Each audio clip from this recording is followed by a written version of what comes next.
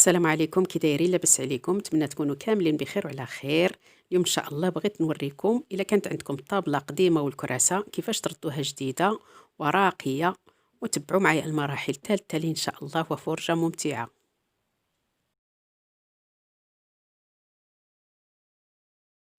المهم هذا هو المحل اللي غادي نتغدى منه، دائما كنتغدى من عنده، كيبيع بالجمله، كيبيع الالوان فنين. ها هو المارو، كاين في القرونه الوانات كاملين اللي تحتاجوهم عنده.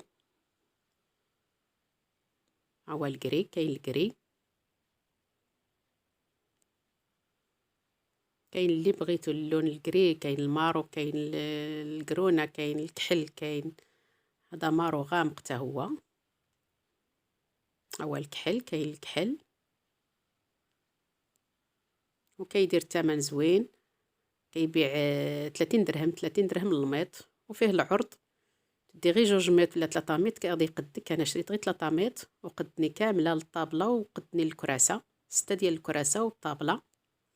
هو الباج، المهم الالوان كاملين اللي تحتاجوهم تلقاوهم عنده.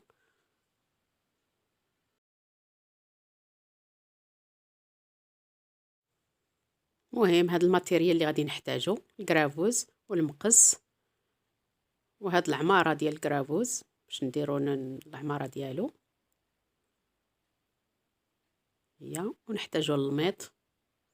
المهم تبعوا معايا المراحل التالية ان شاء الله، ما تمشيو فين، وفرجه ممتعه.